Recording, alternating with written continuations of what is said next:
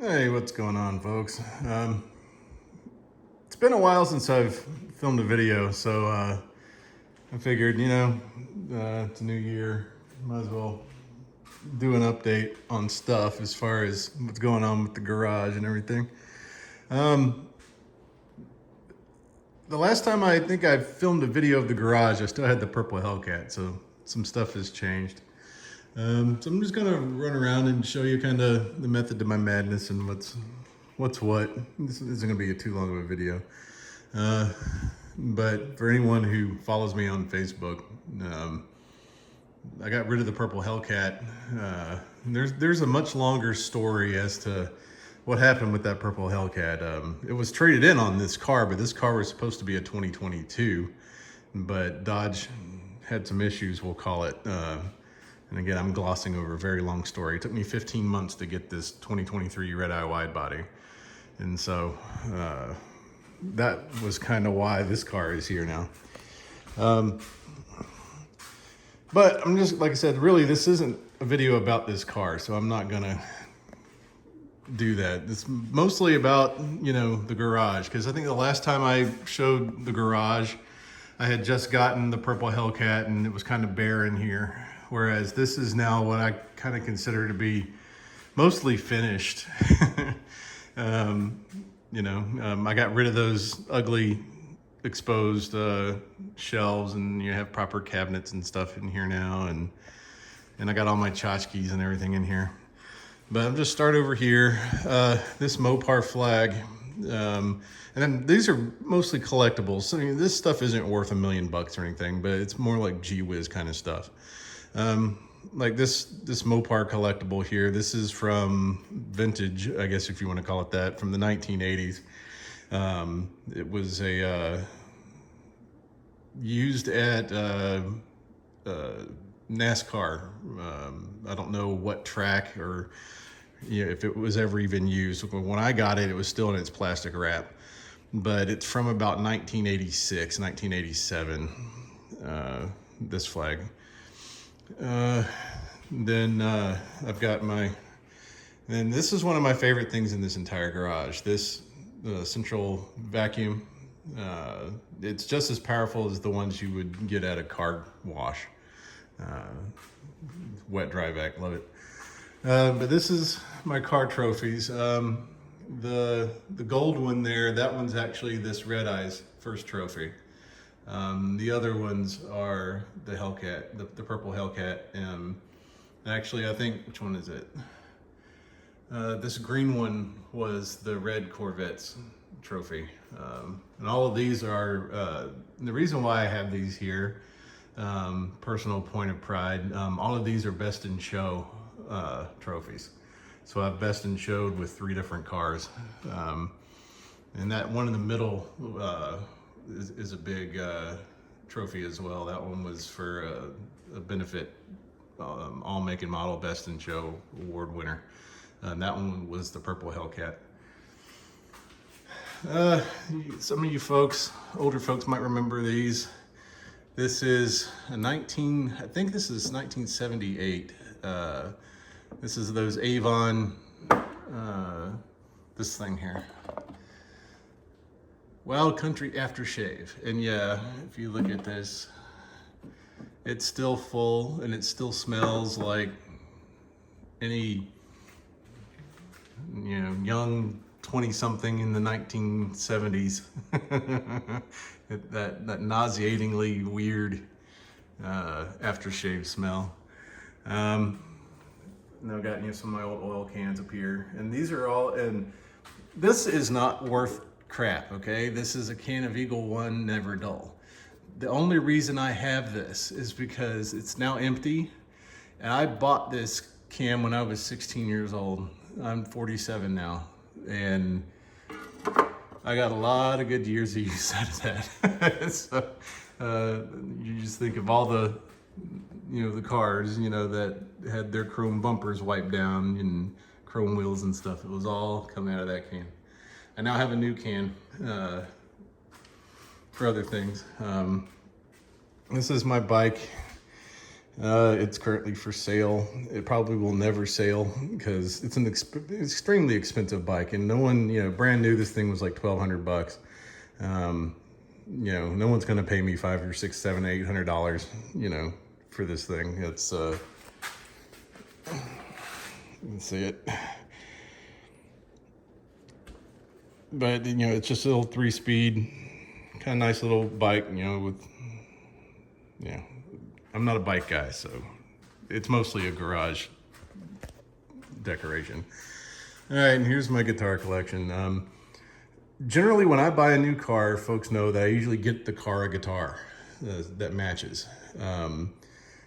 Fun fact, this blue in here, before I got this red eye, you guys remember that story about the purple Hellcat going, I ended up selling it because I had a buyer, but I was promised a 2022 red eye. That order got screwed up and went sideways. So in the interim, I bought that red C8 Corvette. I liked it. And then I immediately said, I would like to have the hardtop convertible. So I ordered one in that color. And in the process of about 6 months of waiting on that order, my red C8 started throwing transmissions. And then I very quickly said, you know what? I don't want to deal with this. So, the stars aligned and Dodge called me about this current red eye. That's how I ended up with this car. And I have a blue Corvette. It's a guitar that never showed up. But this Gibson, it's a Gibson Classic Les Paul. It's in the case just because this is probably the most expensive guitar I own. That's debatable between this one and the one next to it. I don't have quote unquote expensive guitars. Like, I think that Gibson's a couple grand, 2,500, something like that. I think the retail price was like 2,800. So again, I'm not talking $10,000, $15,000 studio grade guitars here. So the one next to it is an Ibanez SA series. The fun fact about this one is it's numbered, serial number. This is one of the first 20. I think it's number 18 actually, of SAs that were built. So this is the inaugural year of the Ibanez SA, and this is one of the very first ones.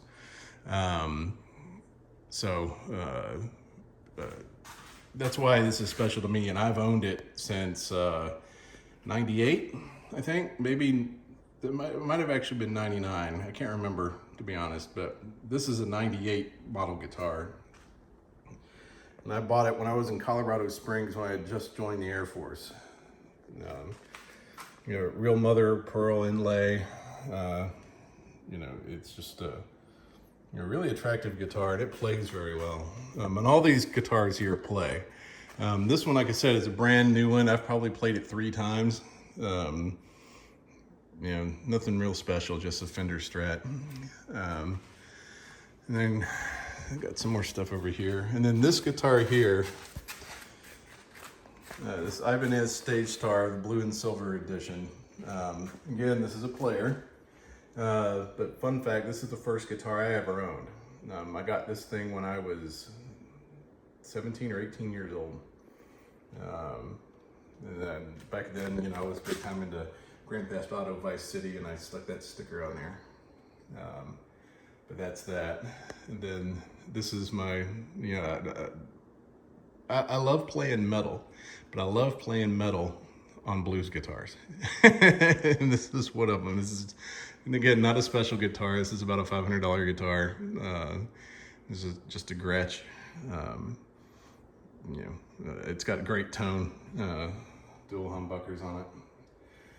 But anyway, another one of the little things I have. I also like toys and stuff.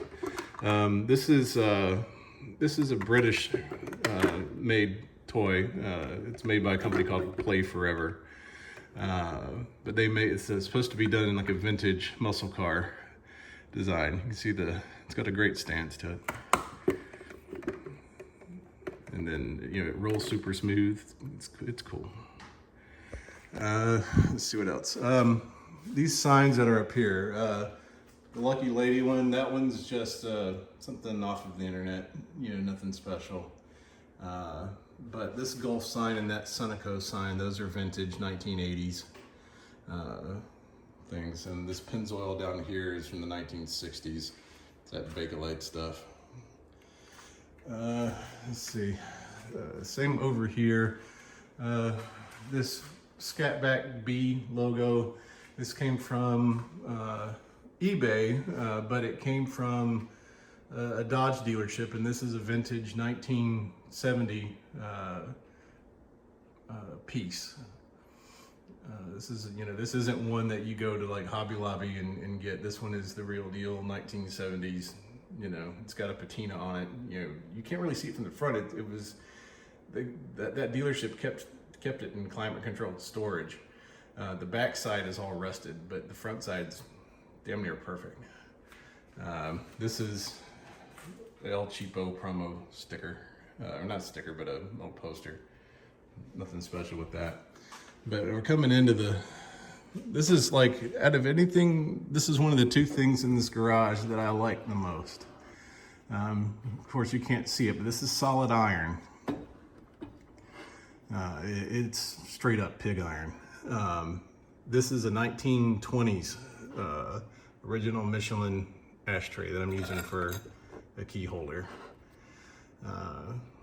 So like I said, I love this piece. For what it is, it's in great shape.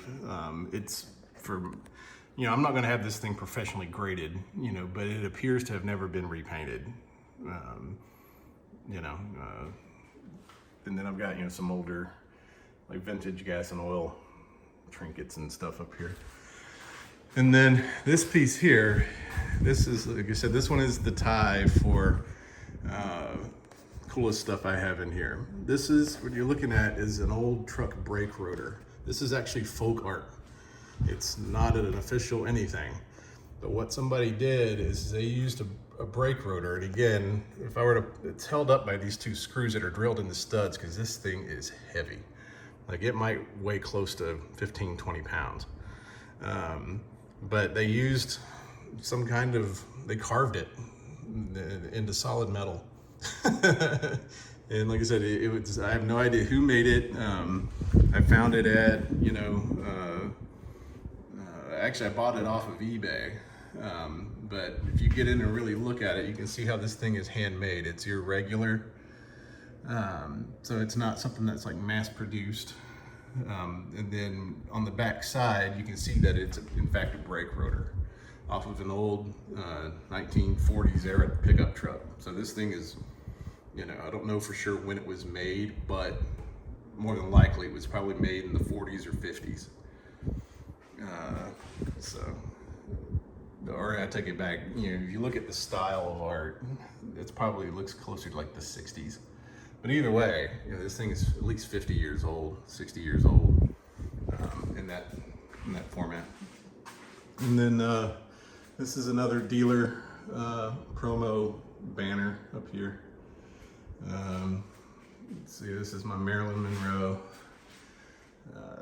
It's not signed or anything. This is one of those, won it at a blind auction for supporting American Cancer Society. It's just a really high quality print and picture, whatever. But, and then the other thing, in my old videos, you'll see that purple floor I had. Well, I have since replaced that with a professionally done floor. And again, let me get down close and show you. You can see how this is, it's a textured finish. It's non-slip, non-skid type floor. Fantastic floor. If you're in Tallahassee, Florida, I had it done by Deese, D-E-E-S-E. They did a great job on that. And then a couple other little knickknacks before I round this up. I tend to keep something from all my cars. My green Mustang, this was its license tag. This is the last part I have of that car. Actually, that and these black dice were on the green 1,000 horsepower Mustang. This is I ran this Challenger tag ever since that green Mustang all the way up through the purple Hellcat. So I retired that there. This thing here, story behind this. This is the oil dipstick. Let me see that. The oil dipstick from my 2018 TA392. It broke off inside the block. Or the handle broke, and then of course this thing was stuck down in there, and the way I ended up having to extract it, I had to use a really long drill bit and put a little tiny pinhole in it, and I was able to daisy chain together like a wrench on like in a pair of vice grips to screw this thing down in there and extract the oil dipstick out of the car. I know it is absolutely retarded, but that took me almost 3 hours to get out of the car. And I couldn't, and the sad thing is that I couldn't really drive the car with that in there like that, because when the handle broke off, it wasn't making a positive seal, and it was shooting oil out the top of the dipstick filler net. Or you know what I mean, the little tube there. So that was, it was just so stupid. Anyway, this is the only piece of the red Corvette that I have left, because I replaced, that engine cover on mine with, a properly painted one. And so I figured I would just keep that in the graveyard, and I put it on the opposite wall of the real car stuff, because that piece of crap C8 Corvette belongs somewhere else in the graveyard as far as I'm concerned. And then as far as the purple Hellcat, this is the purple Hellcat's window sticker, and this black badge is the one that I had in the engine bay of that car. When you pop the hood, had that little info on it. So I just stuck that to the outside of the picture frame. And I think that's the only part of the purple Hellcat I have left. Oh, and the white dice, those are from the 2018 TA392. And then this window sticker here is the current red eyes. So, I guess the last thing, this Gulf temperature thermometer, this came out of an old gas station in Texas. Again, ordered it off of eBay. Don't know the year for sure on this one. Probably the late 70s, early 80s, somewhere in there. But that's it. I've definitely got an aesthetic. I'm not someone who's over here collecting high dollar stuff, but this now is, like I said, when I originally set out to build this garage, this is a proper car garage now, with a proper car in it. No Corvettes. All right, y'all have a good one.